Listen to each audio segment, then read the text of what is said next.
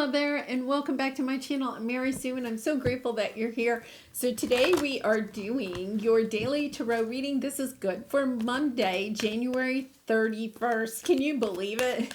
We're at the end of January.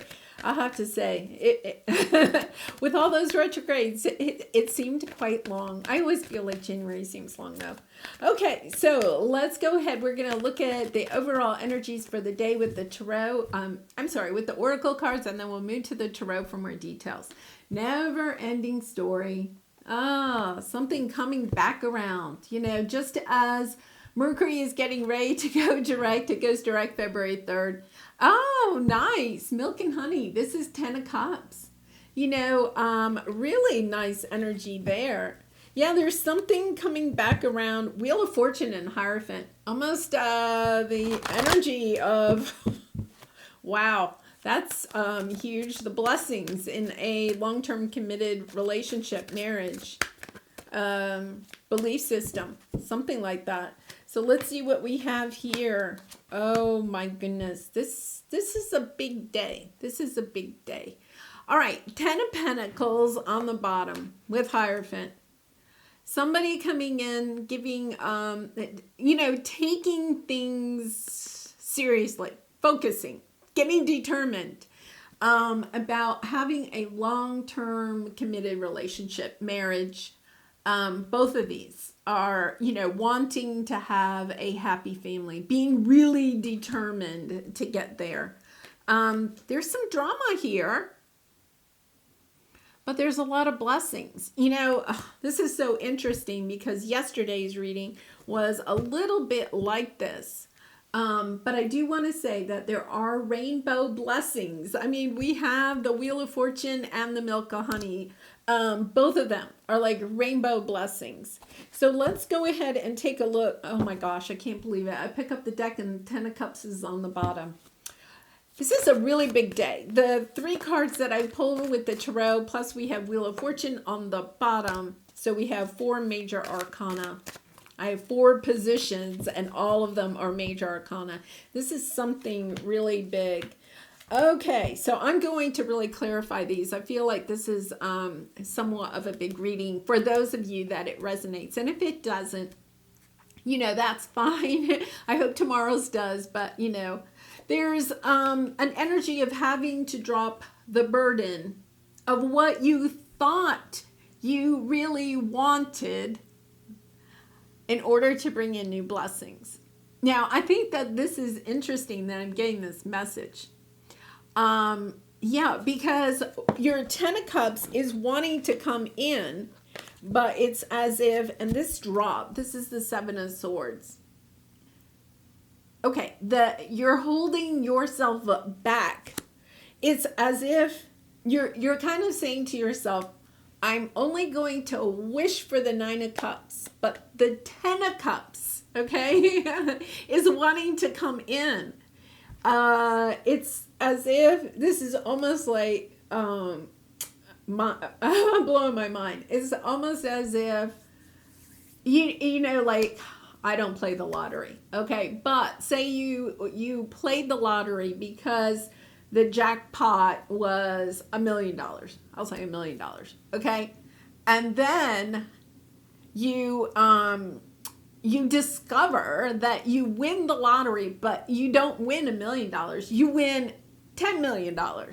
Like you thought you were going for one thing. And what happens is that there is something so much grander that is actually on your path.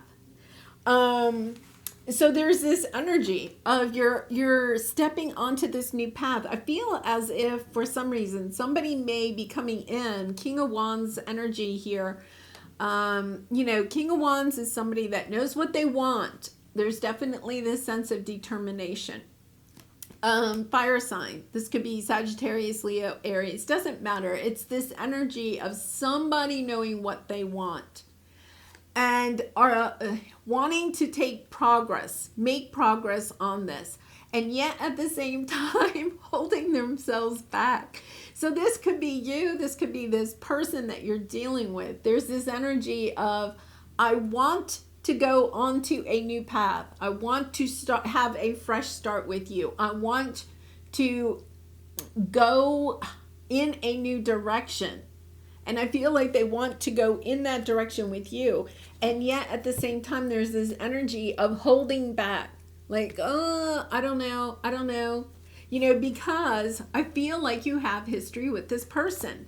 You have history with this person. Your 9 of Cups could be that, you want to go on a new path, maybe by yourself, right? You're like, no, I'm starting this new path by myself. But what you don't realize is that new path is actually perhaps taking you to a long-term committed relationship, and it could be with this person. So let's see what this star is. Really interesting energy. Oh my gosh, there's just so much major arcana here. Judgment. There is somebody that is wanting to reconnect, and it's as if, okay, this is the energy that I'm getting, and it may not resonate with your story. I'm getting this energy that you're fine being by yourself and being the 9 of Cups. You're kind of like, 9 of Cups is similar to that 9 of Pentacles. Single, willing to work on your career, have your independence, have your freedom. You have everything you want except one thing. You don't have love, romantic love. You might have love in your life with friends and family and coworkers, whatever. But you don't have romantic love. But it's kind of like, no, I'm good. I'm settling for 9 of Cups because you know what, Mary Sue, I've been down that love path and it did not work out. So I'm just going to stay here with my 9 of Cups and just work on me. Okay? Well, you have free will. You can do that. But there's this sense that you are resisting. Okay, you're resisting, you're holding back, you're kind of like, no, I don't know, love brings a lot of drama into my life, I don't want that. There's this sense that you're holding back, you're resisting, healing a connection, healing yourself, moving yourself forward. Like you're staying in this hermit energy, you're not listening to your intuition. You're not listening to the messages that you're getting, that there is a connection for you. You're not going to just have the 9 of Cups. You're getting the 10 of Cups. You're getting that extra cup, that cup of love from a special person. Really interesting. So we have Judgment on the bottom. Oh my gosh, this like comes in very suddenly. And here you are. You're the Queen of Pentacles. Gender doesn't matter. Here you are. You're the Queen of Pentacles. Nope, I'm good. I'm all grounded. I have my money. I have my home. I'm looking fine. I'm nurturing myself, taking care of my family. I don't really have to have this in my life because the King of Wands, somebody that is passionate, knows what he wants. Once again, gender doesn't matter, but somebody that's kind of like, yeah, like I'm attracted to you. Let's take a closer look at this. And you're kind of like, no, I'm grounded. I don't want passion and love in my life. I really do feel like this is somebody coming back from the past. The Judgment card, taking another look at it. It's out of the blue. And after a period of when you have gotten yourself grounded, I'm going to say I have had this kind of energy. I think this is the 3rd day in a row. Very interesting because I don't tend to have a lot of past love come up as far as reuniting. Every once in a while, I won't say I never do, but my readings don't tend to normally skew that way like some other readers. I really don't have that much energy there. Oh my gosh, yeah, 5 of Cups. This person hurt you in the past, but look at this. You're turning, this is lovely energy. You're seeing the blessings. You're turning this sadness. For some of you, if this is a new love coming in, I do really feel have a sense of reuniting here. But if there's a new love coming in, it's kind of like you're you're realizing your life is lacking love. The Five of Cups is the sense of lacking, feeling abandoned. And now it's kind of like, oh my gosh, like you have the Wheel of Fortune twice. Like the blessings are coming in. You're starting to see the clarity about how to move forward. And there is so much Star has come up twice. This is your hopes and dreams coming true. This is you winning the lottery, winning the love lottery. I may title this video, winning the love lottery. It's this sense of healing, at least healing for yourself, so that you're willing to open up to love. If you're like, no, I'm shutting it down, I'm not returning to anybody from the past. And I really, if you were in a toxic situation in the past, please don't consider going back to something that was abusive.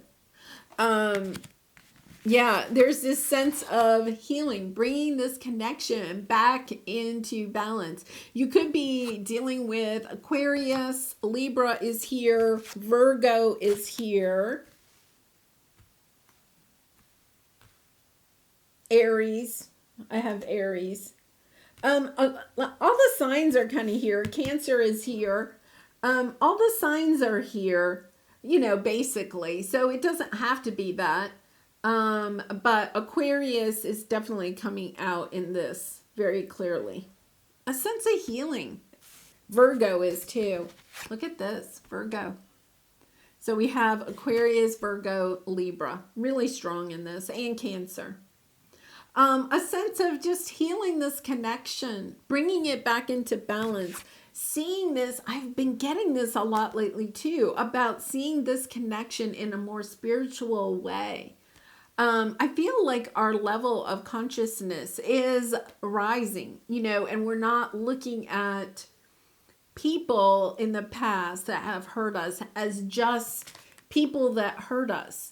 We're being able to distinguish, let's say, the soul of that person, the beautiful soul that all of us have.